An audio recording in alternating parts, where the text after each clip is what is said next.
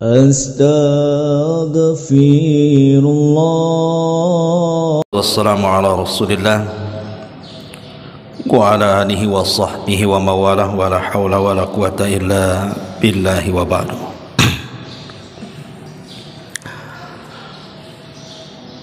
Lanjutkan sambungan dari ayat kemarin yang kita bahas, surah Al-An'am ayat 27. A'udzubillahi minasyaitonir rajim. Bismillahirrahmanirrahim. Walau tara idh wuqifu 'alan nari faqalu ya wailatana nuraddu wa la nukadziba bi ayati rabbina wa nakuna minal mu'minin bal bada lakum ma kanu yukhfuna min qablu walau ruddu la'adu lima nuhu anhu wa innakum lakadzibun.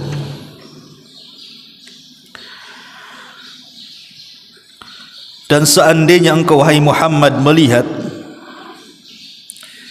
ketika mereka orang-orang kafir itu dihadapkan ke neraka, maka orang-orang kafir akan menyesal dan berkata, seandainya kami dikembalikan ke dunia, tentu kami tidak akan mendustakan ayat-ayat Tuhan kami serta menjadi orang-orang yang beriman. Tetapi sebenarnya bagi mereka telah nyata kejahatan yang mereka sembunyikan dahulu di dunia. Seandainya mereka dikembalikan ke dunia, tentu mereka akan mengulang kembali apa yang telah dilarang mengerjakannya, karena mereka sungguh para pendusta. Ma'asyiral muslimin, jamaah sekalian yang dimuliakan Allah Subhanahu wa taala,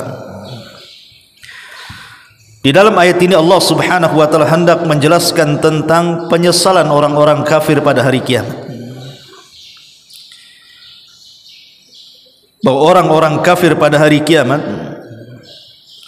mereka akan mencela diri-diri mereka dan mengatakan, ya wailatana nuraddu wa la nukadziba bi ayatina. Duhai kiranya kami dikembalikan ke dunia, tentu kami tidak akan mendustakan ayat-ayat Rabb kami.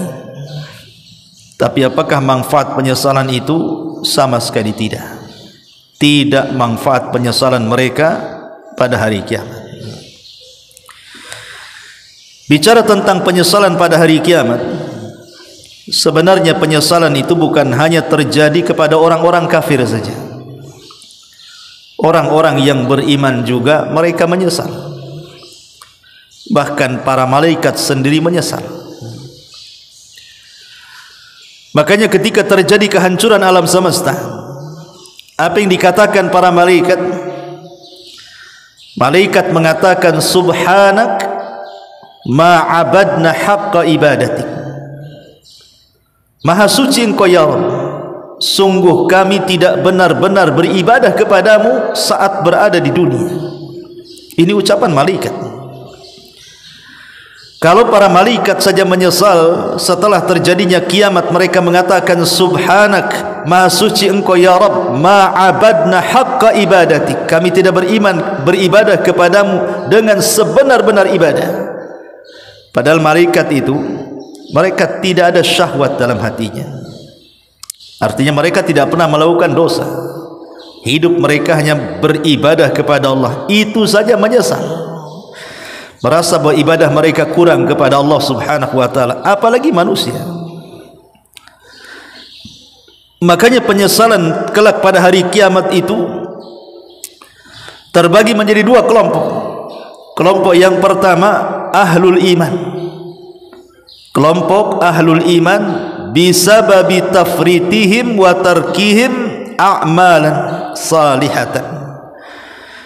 Jadi orang-orang yang beriman dengan sebab mereka mungkin lalai atau ada beberapa amalan yang mereka tinggalkan di dunia, mereka tidak kerjakan, itu pula yang menjadikan penyesalan mereka di hadapan Allah. Seperti orang-orang yang tidak pernah membaca surah Al-Baqarah, orang-orang yang tidak mau membaca surah Al-Baqarah dan merenungkannya. Kata Nabi SAW, iqra'u surat Al-Baqarati fa inna akhdaha barakatun wa tarkaha hasratun wa la tastati'uha al-batalatu. Bacalah surah Al-Baqarah, karena yang mengambilnya akan dapat berkah dan yang meninggalkannya akan jadi penyesalan pada hari kiamat. Dan tidak ada satupun tukang sihir yang mampu menyentuhnya. Dalam hadis ini Nabi SAW mengatakan, ambillah surah Al-Baqarah, karena surah Al-Baqarah itu siapa yang mengambilnya akan diberkahi hidupnya, dan siapa yang meninggalkannya maka akan menjadi penyesalan pada hari kiamat. Dan dia tidak disentuh tukang sihir. Ya, karena Al-Baqarah ini salah satu surat yang bisa menangkal sihir. Makanya dulu saya cerita, ada seorang yang hasad dengan seorang wanita salihah. Karena hasadnya dia ingin menyihir wanita itu. Datang dia ke tukang sihir. Kemudian dia siap membayar berapapun tukang sihir itu mau, asal tukang sihir ini bisa menyihir wanita itu. Selang beberapa hari tukang sihir itu angkat tangan dan mengatakan, aku tidak bisa menyihir wanita itu, saya kembalikan maharnya. Tetapi kalau engkau mau, saya punya guru, dia guru sihir saya, mudah-mudahan guru saya bisa menyihirnya, karena ilmunya di atas saya. Datang dia ke gurunya, tapi rupanya gurunya juga angkat tangan dan tidak bisa menyihirnya. Akhirnya sang guru sihir ini mengatakan, saya punya kawan jauh lebih hebat sihirnya dibandingkan aku, tapi mahal harganya, maharnya cukup mahal. Tetapi karena dia sudah kadung hasad ingin menyihir wanita itu, tetap saja datang kepada pakar sihir itu. Rupanya yang pakar sihir itu pun angkat tangan, tidak sanggup menyihir wanita itu. Bahkan dia mengatakan, demi Allah aku sudah mengerahkan kerjasama dengan jinnul maradah. Jin maradah itu jin yang paling jahat dari kalangan jin kafir. Aku sudah bekerja sama dengan maradatul jin, tapi maradatul jin tidak bisa mendekati wanita itu. Jadi laki-laki ini bertanya kepada tukang sihir, kenapa tidak bisa disentuh dengan sihir kalian wanita itu? Kemudian pakar sihir ini mengatakan, demi Allah, karena wanita itu setiap malam membaca surah Al-Baqarah, sehingga tidak bisa aku sentuh. Inilah makna wala tastati'uhal batalah. Tidak mungkin tukang sihir menyentuh orang yang melanggengkan membaca surah Al-Baqarah. Syahidnya di sini apa? Fa inna akhdaha barakah wa tarkaha hasrata. Siapa yang mengambilnya akan jadi berkah hidupnya, dan siapa yang meninggalkannya akan menjadi penyesalan pada hari kiamat. Ini yang pertama. Yang kedua, penyesalan orang-orang yang beriman, hasratu ashabil majalis allati takhlu min dzikrillahi wassalati ala rasulillahi sallallahu alaihi wasallam. Penyesalan orang-orang yang bermajlis, di mana dalam majlis itu tidak ada zikir kepada Allah. Di dalam majlis itu tidak ada salawat kepada Nabi sallallahu alaihi wasallam. Kata Nabi sallallahu alaihi wasallam, "Ma qa'ada qaumun maq'adan lam yadhkuru fiha Allah wa yusallu 'ala an-nabi illa kana 'alaihim hasratan yaumal qiyamah wa in dakhalul jannata lis-sawab." Tidaklah satu kaum berkumpul, tapi perkumpulan itu tidak ada zikir kepada Allah dan tidak ada salawat di dalamnya, kecuali majlis itu akan menjadi penyesalan dia pada hari kiamat, walaupun mereka masuk surga. Walaupun mereka masuk surga, tetap mereka menyesal. Kenapa dalam setiap perkumpulan mereka tidak ada zikir di situ?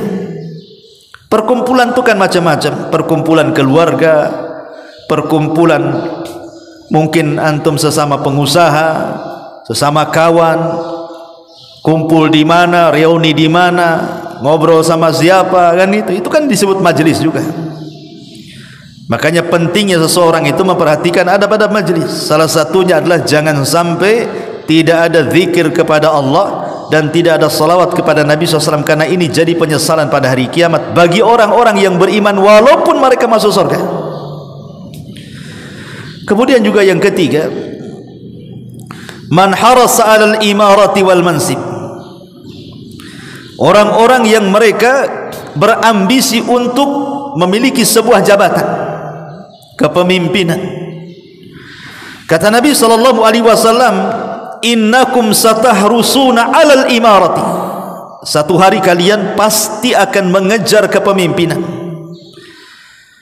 Kita lihat di tahun-tahun politik negeri kita saja, orang-orang yang berambisi untuk menjadi pemimpin itu nampak kampanye sana sini, cari dukungan, relasi gitu ya, silaturahim ke sana kemari, nampak kan gitu ya. Kalau yang seperti itu bukan bentuk bahwa mereka itu sangat kepengen dengan kepemimpinan, apa namanya? Lah nanti kata Nabi SAW, kalian satahrusuna 'alal imarah, kalian akan berlomba-lomba mengejar kepemimpinan. Pilih saya, jangan pilih dia, itu bahasanya. Wa innaha satakunu nadamatan wa hasra. Ingat, kepemimpinan itu akan menjadi penyesalan dan kerugian dia pada hari kiamat.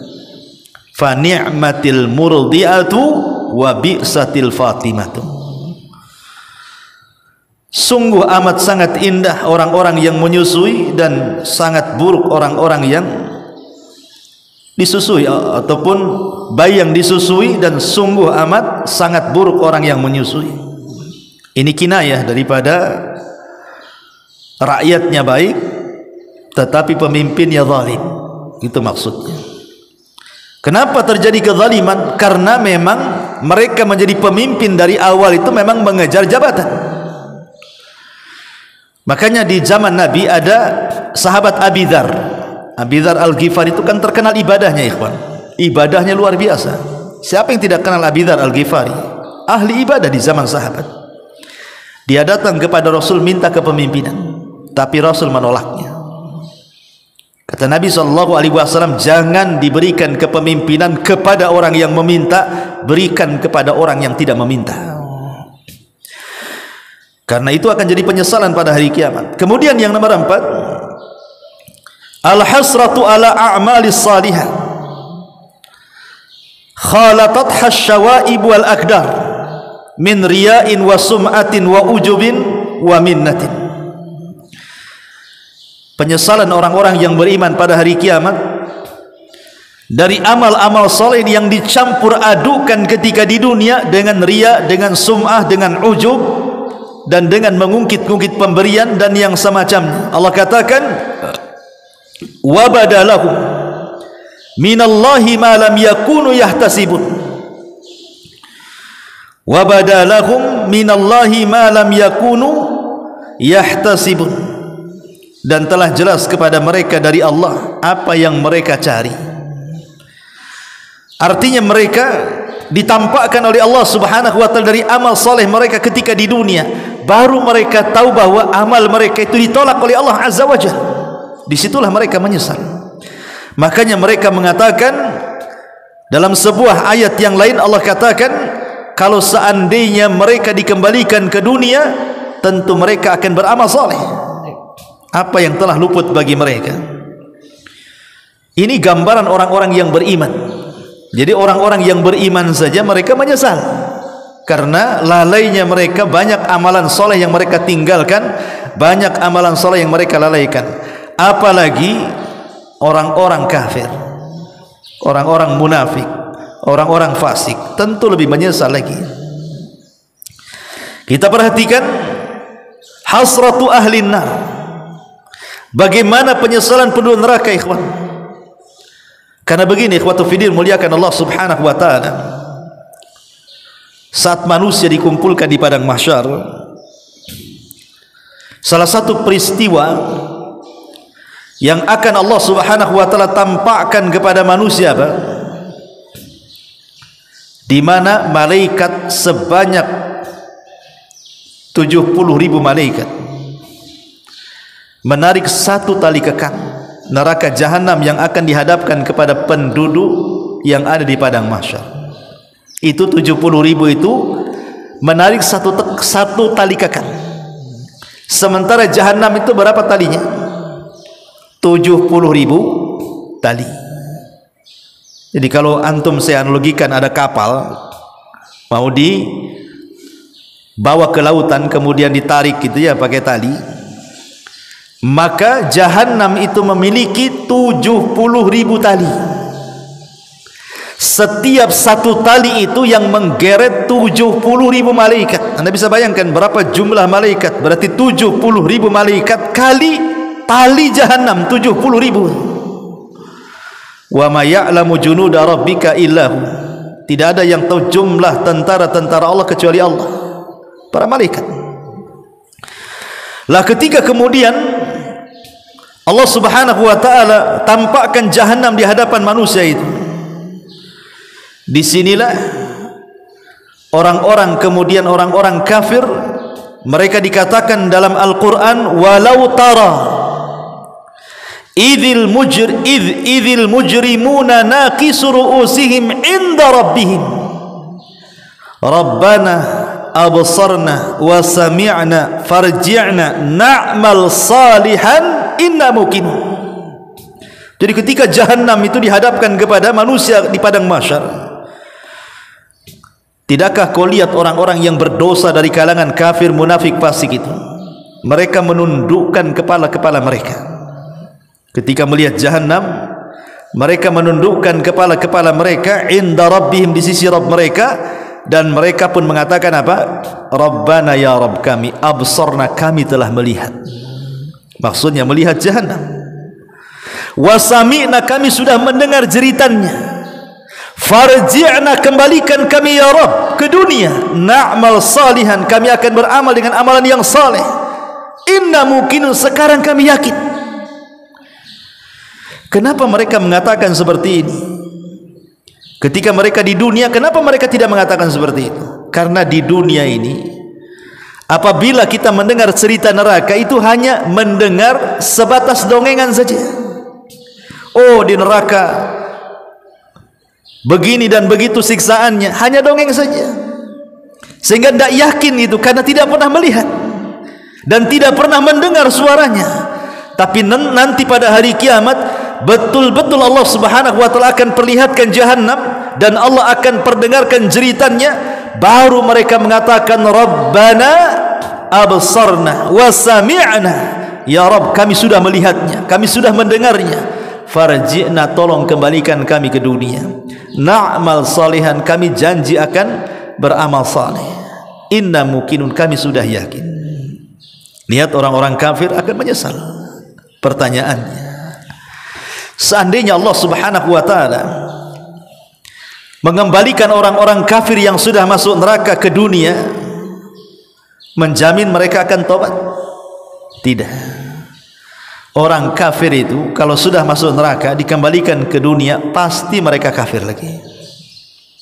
Makanya ayat selanjutnya, bal bada lakum ma kanu yukhfuna min qablu walau ruddu la'adu lima nuhu anhu wa innahum lakadzibun. Di sini Allah Subhanahu wa taala mengatakan, tetapi sebenarnya bagi mereka, kata Allah, telah nyata kejahatan mereka selama di dunia, sehingga ketika kemudian mereka dimasukkan ke neraka, kemudian Allah katakan seandainya mereka dikembalikan ke dunia, tentu mereka akan mengulang kembali kejahatannya. Kenapa? Karena mereka itu para pendusta. Dari sini titik poin kata para ulama, faedahnya di sini sebagai jawaban yang sudah saya jelaskan dulu. Kalau ada orang yang kemudian ada syubhat di kepalanya, adilkah Allah memasukkan orang neraka dan dikekalkan di dalamnya sementara mereka hidup di dunia hanya 60 tahun?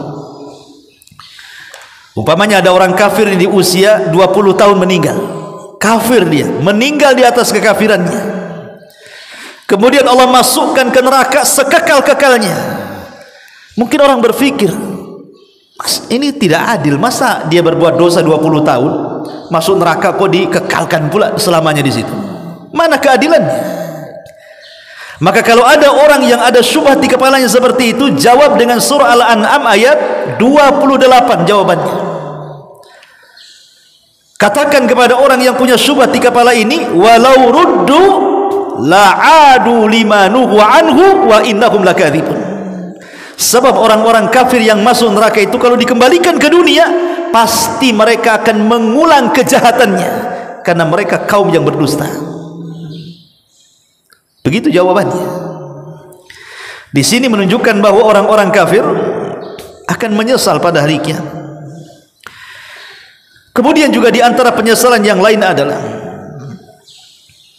hasratun wa nadamul mufritina inda muayanatil mauti. Jangan lagi cerita pada hari kiamat.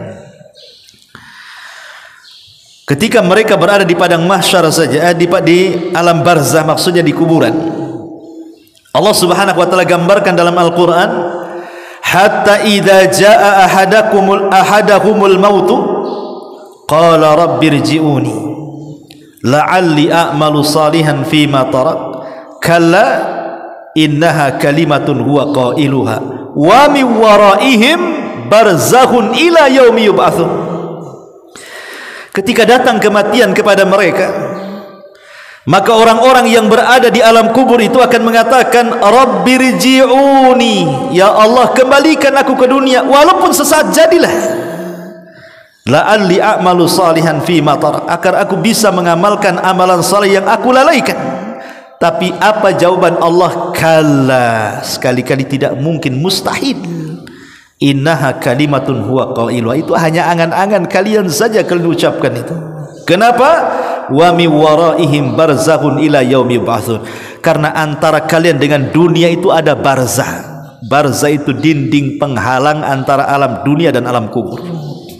Makanya di istilah alam barzah, alam kubur itu disebut alam barzah, ya. Lihat bagaimana belum sampai ke akhirat saja orang pada menyesal di kuburan.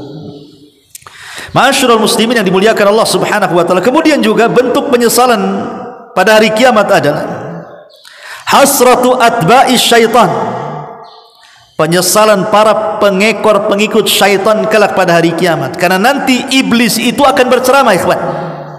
Iblis itu akan berkhutbah di hadapan penduduk neraka. Dan ini khutbah terakhir iblis kepada para pengikutnya. Apa khutbah iblis?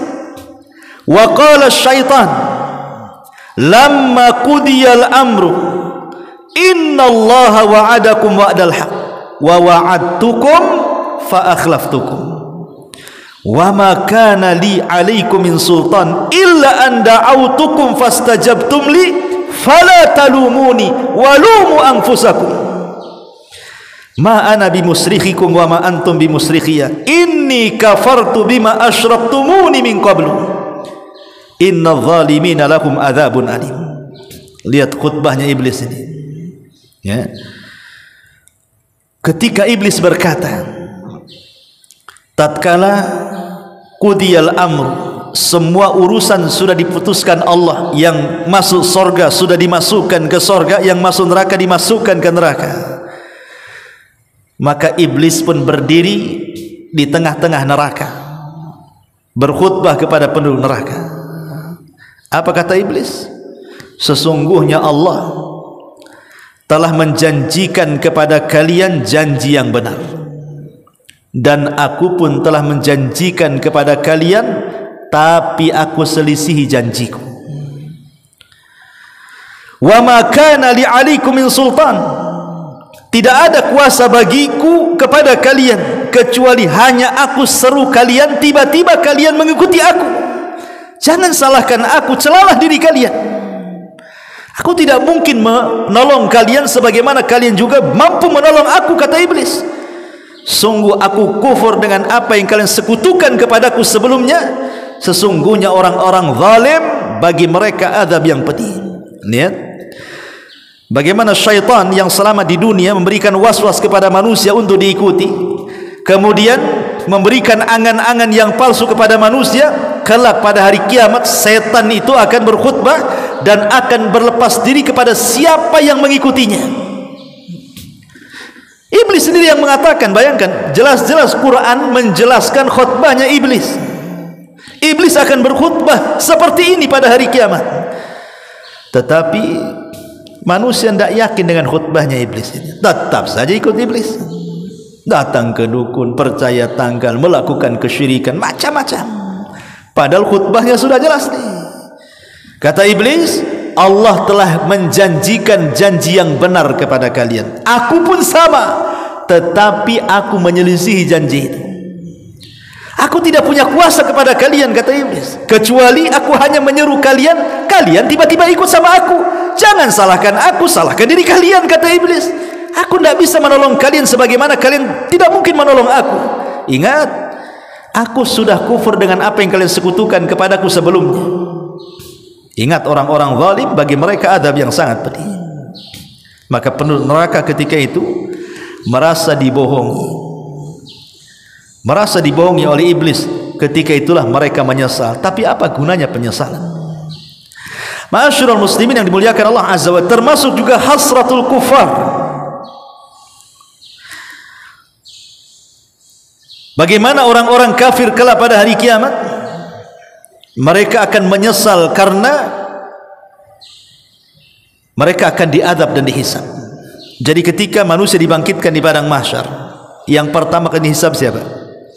Yang pertama kali dihisab adalah binatang.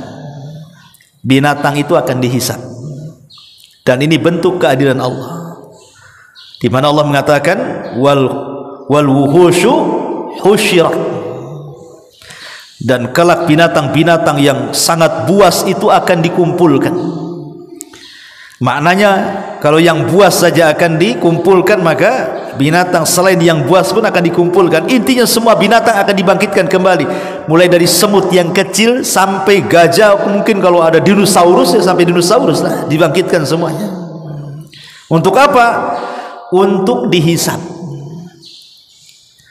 Makanya Nabi SAW kelak pada hari kiamat mengatakan, kata Nabi, sampai-sampai kambing yang bertanduk, ya, kambing yang bertanduk, syatul qarna, kambing yang bertanduk itu disebut syatul qarna, akan diambil tanduknya kepada syatil jalha. Syatil jalha itu kambing yang tidak bertanduk. Jadi tanduknya kambing ketika di dunia yang punya tanduk itu akan dicabut tanduknya, kemudian diletakkan kepada kambing yang tidak bertanduk. Kemudian Allah katakan, hei kambing yang tidak bertanduk, sekarang kuberikan kau tanduk, tanduk yang sudah menanduk sebanyak dia menanduk kepadamu. Di sini terjadi keadilan. Sampai kepada kambing saja ada hisabnya, apalagi buaya, apalagi harimau, apalagi binatang-binatang buas yang ketika di dunia mereka memangsa buruannya. Maka akan terjadi hisab pada hari kiamat. Tetapi hanya sebatas kisos, hanya sebatas hisab kisos saja. Mereka tidak akan masuk neraka. Jadi setelah terjadi hisab, kemudian mereka dikisos satu dengan yang lainnya dalam bentuk keadilan Allah Azza wa Jal. Disitulah Allah Subhanahu wa Ta'ala katakan, kuni turaba, jadilah kalian tanah. Jadi semua binatang jadi tanah. Di sini orang-orang kafir menyaksikan ketika binatang jadi tanah itu. Allah katakan, yauma yanzurul mar'u ma qaddamat yadah wa yaqulul kafiru ya laitani kuntu turaba.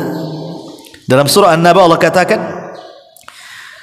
pada hari ketika manusia melihat amalannya yang sudah dikerjakan di dunia, banyak dosa yang menimpa dia, sehingga orang-orang kafir akan berkata ketika melihat binatang-binatang itu jadi tanah, ya laitani kuntu turaba, duhai kiranya aku pun jadi tanah seperti itu.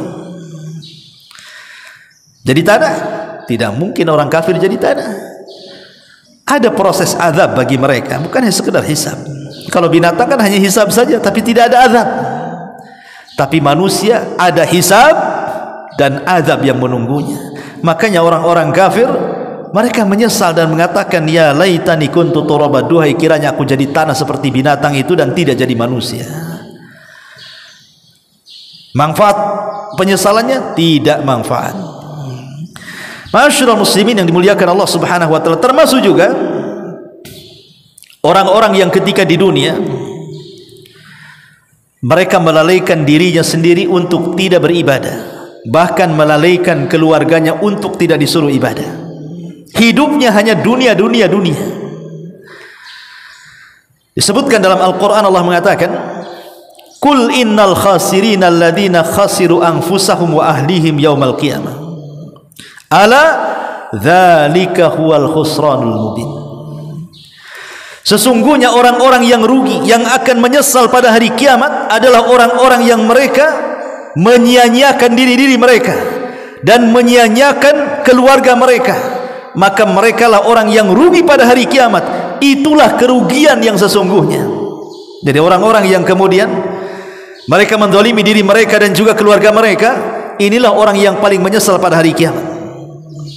Orang yang menghabiskan waktunya hanya untuk maksiat, bahkan tidak punya cemburu kepada keluarga yang bermaksiat, yang mereka disebut dayuth, maka mereka lah orang-orang yang paling menyesal pada hari kiamat. Termasuk juga orang-orang yang mendustakan saat perjumpaan manusia dengan Allah pada hari kiamat. Ikhwatu fillah muliakan Allah Azza wa Jalla. Manusia berjumpa dengan Allah itu di berapa tempat? Di 4 tempat. Kita manusia akan berjumpa dengan Allah di 4 tempat. 2 di dunia, 2 di akhirat. Di dunia kita berjumpa dengan Allah kapan? Saat kita sholat. Itulah perjumpaan kita dengan Allah. Makanya Allah mengatakan, alladzina yadhunnuna annahum mulaqu rabbihim. Ketika Allah mengatakan salat itu berat, lakabiratun illa alal khashiin, berat kecuali bagi orang-orang yang khusyuk. Siapa orang yang khusyuk ini, kata Allah? Mereka orang-orang yang yakin kalau mereka sedang berjumpa dengan Allah.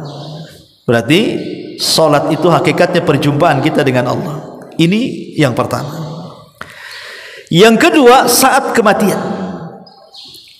Ketika ruh seorang mukmin, dalam hadis Bara bin Azib yang panjang itu, ruhnya seorang mukmin itu akan dinaikkan ke langit dan catatan mengikuti di bawahnya.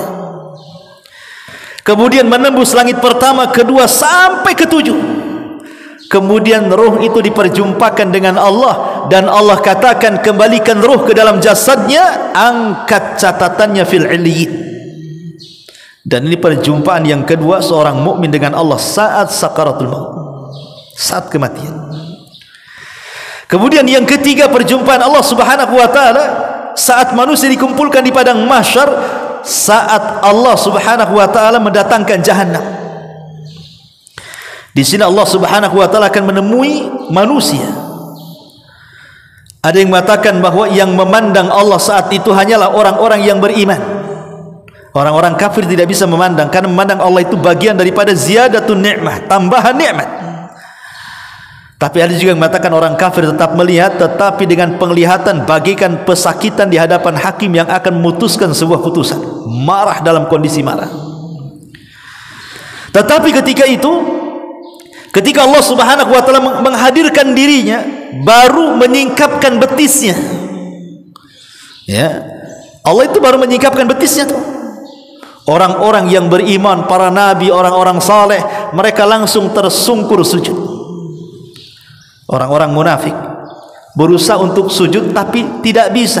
Setiap sujud kemudian balik lagi ke belakang, kayak orang telengking ke belakang. Mau sujud tak bisa begitu. Makanya Allah mengatakan, fala yastati'un wa yud'auna ila sujudi fala yastati'un. Mereka disuruh untuk sujud tapi mereka tidak bisa. Siapa? Orang-orang munafik. Mereka tidak bisa sujud, asik telengking ke belakang terus. Menunjukkan itulah kerugian orang-orang munafik. Saat berjumpa dengan Allah tidak bisa sujud. Dan tentu puncak kenikmatan di sorga adalah ru'yatullah, memandang Allah Azza wa Jalla. Itulah 4 tempat kita akan berjumpa dengan Allah. Lah orang-orang yang mendustakan perjumpaan dia dengan Allah Subhanahu wa taala, katakan apa? Qad khasiral ladzina kadzdzabu bi liqa'illah hatta idza ja'athumus sa'atu baghtatan qalu ya hasratana ala ma farratna fiha wa hum yahmiluna awzarahum ala dhuhurihim ala sa'a ma yazirun. Sungguh rugi, sungguh akan terjadi penyesalan hebat kepada orang-orang yang mendustakan perjumpaan mereka dengan Allah. sampai ketika datang hari kiamat secara sekonyong-konyong dan tiba-tiba kepada mereka, qalu, mereka mengatakan, ya hasratana ala ma farratna, duhai ruginya kami sudah melalaikan apa yang ada pada kami selama di dunia. Dan mereka akan membawa dosa-dosa mereka di atas punggung-punggung mereka.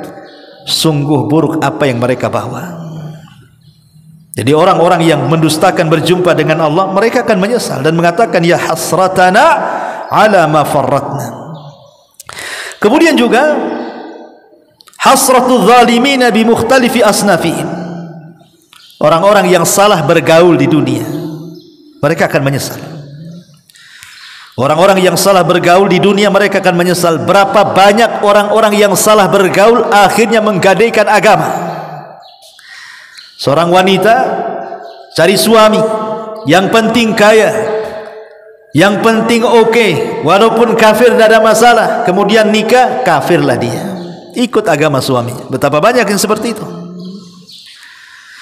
ya, dan ini dialami. Dan di Batam ini paling banyak orang yang murtad gara-gara pernikahan kan, banyak sekali. Dulu saya ceritakan, saya punya tetangga di Batam Center itu, subhanallah, wanita muslimah nikah dengan seorang laki-laki Nasrani. Kemudian setelah banyak anaknya, laki-laki ini maksa wanita itu untuk masuk agamanya, kalau tidak dicerainya. Dan dibawa anak-anaknya, takut dia dengan suaminya dan takut anak-anaknya tidak menjadi hak asuhnya, akhirnya masuk ke agama Nasrani. Coba kan. Dan cerdas suaminya, setelah dia masuk ke agama Nasrani, dia rutinkan datang ke gereja, betul-betul ditarbiyah. Ketika dia muslimah tidak pernah datang ke pengajian, tapi setelah masuk Nasrani rajin pula dia ke gereja. Setelah rajin ke gereja, dia mengatakan, sungguh tenang agama baruku, katanya. Iyalah, ketika dia muslimah kemana, nggak pernah hadir di majelis taklim. Ketika masuk Nasrani rajin pula ke gereja, ya tenanglah kan itu. Tapi orang yang punya ilmu, punya pengetahuan tentang Islam, nggak akan tenang masuk ke agama yang lain itu, nggak akan tenang, kecuali kalau ditodong ruhnya mau lepas, ya mungkin kan itu pun terpaksa. Enak, anehnya ceritanya, endingnya kan begini. Jadi satu hari si suaminya ini selingkuh, dia selingkuh dengan wanita muslimah. Akhirnya ketahuan sama istri yang sudah murtad ini. Wow, perang hebat, tak tak tak tak tak. Akhirnya minta cerai. Minta cerai, diceraikan. Lah selingkuhannya ini minta dinikahi, tapi syaratnya dia harus masuk Islam. Akhirnya kemudian si suaminya masuk Islam, nikah dengan wanita muslimah. Beginilah dunia kadang terbalik ini, ya kan? Istri yang pertama muslimah jadi kafir, ini suaminya yang tadinya kafir jadi muslim pula, ya. Begitulah dunia nih kadang-kadang. Lah orang yang salah kawan nanti pada hari kiamat ini, maka mereka akan menyesal. Dan Allah katakan, wa yauma ya'addu adh-dhalimu 'ala yadayhi yaqulu ya laitani ittakhadtu ma'ar rasuli sabila. Nanti pada hari kiamat orang-orang zalim itu, mereka akan menggigit jarinya dalam bentuk penyesalan, dan mereka mengatakan, duhai kiranya aku menjadikan si fulan itu teman saya, si fulan itu teman saya. Kenapa aku tidak jadikan si fulan teman saya? Kenapa aku jadikan si fulan jadi teman, akhirnya menyesatkan aku? Makanya ikhwatu fiddin, ayat ini ada yang mengatakan asbab nuzulnya adalah kepada Uqbah bin Abi Mu'ayt. Uqbah bin Abi Mu'ayt namanya. Uqbah bin Abi Mu'ayt ini seorang penjaga, seorang penyair Arab terkenal gitu. Jadi ketika dia mendengar Al-Quran dibacakan Rasul, suka dia, tapi dia tidak masuk Islam. Dia suka saja dengan Quran gitu saja. Akhirnya karena saking sukanya dengan Quran yang dibaca Rasul, maka Nabi jadi idolanya, tapi tidak masuk Islam, hanya suka dengar Quran gitu saja. Uqbah bin Abi Mu'ayt. Jadi suatu hari dia ingin memuliakan Nabi, karena dia sering mendengar wahyu, didengarnya kan, suka. Akhirnya dia ingin menghormati Nabi, diundang makan di rumahnya. Akhirnya makanannya yang lezat-lezat semua disediain gitu ya, macam-macam makanan disediain. Maka Rasul pun datang undangan Uqbah bin Abi Mu'ayth. Sampai di rumah Rasul tak mau makan. Kata Uqbah, tolonglah makan. Kata Rasul, tidak. Kenapa kau tidak mau makan makananku? Dan aib, ingat, tamu yang tidak makan itu aib masalahnya. Jadi kata Uqbah bin Abi, kenapa kau tak makan? Karena Rasul, kata Rasul, karena kau kafir, katanya. Kau musyrik. Coba kau mengucapkan 2 kalimat syahadat, ku makan semua ini, katanya Rasul. Akhirnya terpaksalah Uqbah mengucap 2 kalimat syahadat hanya ingin supaya Rasul makan. Itu tujuannya begitu maksudnya. Tidak hendak masuk Islam, tidak. Hanya ingin Rasul supaya makan. Akhirnya dia pun mengucap 2 kalimat syahadat. Masalahnya 2 kalimat syahadat ini bukan 2 kalimat biasa. Ini 2 kalimat menunjukkan pengkufuran kepada berhala. Terdengarlah keislaman siapa? Uqbah bin Abi Mu'ayth ke telinga kawannya Umayyah bin Khalaf, tuannya Bilal bin Rabah yang menyiksa Bilal, itu namanya Umayyah. Oh, datang dia mengatakan, Uqbah, aku dengar kau sudah berpindah kepada agama Muhammad. Enggak. Iya, semua orang ngomong begitu. Sekarang engkau saya keluarkan dari gengku, katanya. Gak mau, kamu jangan berkawan lagi dengan saya. Nah, Umayyah ini tokoh besar, pengaruhnya besar, orang kaya, ya kan?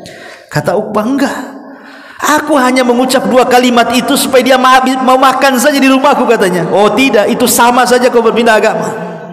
Kata Uqbah, lalu bagaimana caranya kalau aku nggak yakin, aku nggak niat masuk Islam, hanya mengucap 2 kalimat saja supaya dia mau makan? Baik, kau akan kuterima dalam kelompokku, tetapi syaratnya kau hinakan si Muhammad. Betul, satu hari Abu Jahal ini, Fir'aunnya umat ini, sedang berada di dekat Mekah, Ka'bah. Kemudian datang Nabi SAW sedang sholat. Kemudian Abu Jahal mengatakan, siapa yang bisa meletakkan kotoran unta yang masih berdarah di pundak Rasul, maka dia akan mendapatkan ini dan itu. Dah kesempatan Uqbah ini untuk menunjukkan loyalitas kawan dia kepada Umayyah, loyalitas perkawanan. Ini kesempatan nih menghinakan Muhammad supaya Umayyah tahu bahwa aku tidak beragama di atas agama si Muhammad. Betul, dia cari salah jazur, kotoran unta yang masih berdarah itu, diletakkan di pundak Nabi.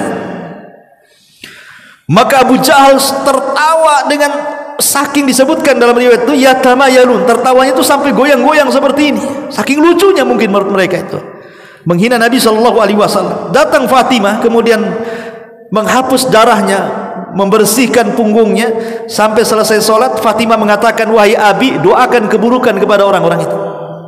Maka Rasul pun mendoakan satu persatu dengan menyebut nama. Allah laknat Abu Jahal, Allah laknat Uqbah, Allah laknat, disebutkan satu-satu. Dan doa Rasul SAW laknat dikabulkan saat perang Badar. Semua yang menghina Rasul semua mati di perang Badar. Ya, syahidnya di sini apa? Uqbah akhirnya kembali musyrik setelah mengucap 2 kalimat syahadat gara-gara pertemanan. Turun ayat ini.